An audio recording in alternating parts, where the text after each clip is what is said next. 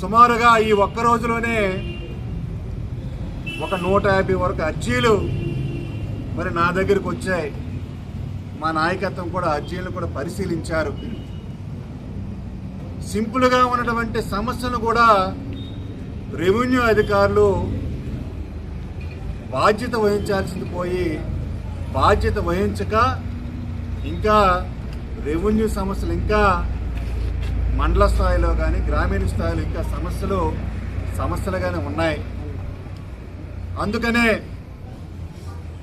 మరి ఎమ్మెల్యేగా అతి త్వరలోనే మా నాయకత్వంతో ప్రతి రెవెన్యూ ఆఫీస్కి నేనే స్వయంగా వెళ్ళి ఎవరైతే ప్రజల నుంచి అర్జీలు స్వీకరించామో ఈ అర్జీలన్నీ కూడా నేనే నేరుగా సబ్ కలెక్టర్ కానీ అలాగే సంబంధించినటువంటి ఎంఆర్ఓ గారి దగ్గరకు కానీ నేను మా నాయకులందరం కూడా తీసుకువెళ్ళి సమస్యను పరిష్కారం చేయడానికి మేమందరం కూడా కృషి చేస్తామని ఈ పత్రికాముఖంగా తెలియజేస్తున్నాను. నేను ఒక్కటే మీడియా ద్వారా రెవెన్యూ అధికారులకు నేను విజ్ఞప్తి చేస్తున్నాను. మీరు ప్రజల నుంచి ఏవైతే అర్జీలు వస్తాయో ఆ అర్జీలన్నీ కూడా వెంటనే స్వీకరించి వాటన్నిటిని కూడా డిస్క్లోజ్ చేయాలని నేను పత్రికాముఖంగా వాళ్ళకి నేను తెలియజేస్తున్నాను. ఈరోజు రెవెన్యూ వ్యవస్థ చాలా కీలకమైనది. ప్రజలు ఇబ్బంది పడుతున్నారు. గత ప్రభుత్వంలో ప్రజలు చాలా ఇబ్బంది పడ్డారు. భూమి ఆక్రమణలు జరిగాయి. మరి ఈరోజు పట్టణంలో కొంతమంది లబ్ధిదారులు వచ్చారు. ప్రభుత్వ స్థలాలను కూడా కబ్జా చేశారు. వాటిపైన ఇంతవరకు కూడా చర్యలు లేవు. దీన్ని కూడా గౌరవ కలెక్టర్ గారి దృష్టికి తీసుకువెళ్తాను.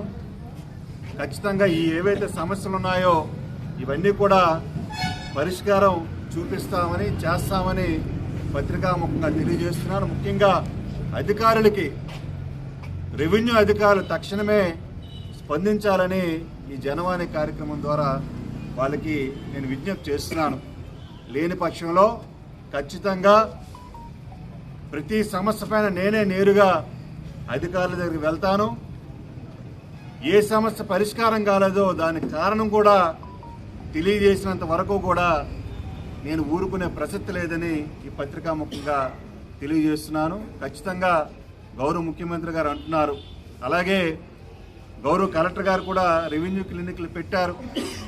ఏదైనా సరే గ్రామీణ స్థాయి నుంచి అలాగే మండల స్థాయి అధికారుల నుంచి ఒక స్పష్టమైనటువంటి ఆదేశాలు కూడా గౌరవ కలెక్టర్ గారికి ఇవ్వాలి. కానీ ఇక్కడ రెవెన్యూ సిబ్బంది ఇంకా నత్తనడక నడుస్తోంది.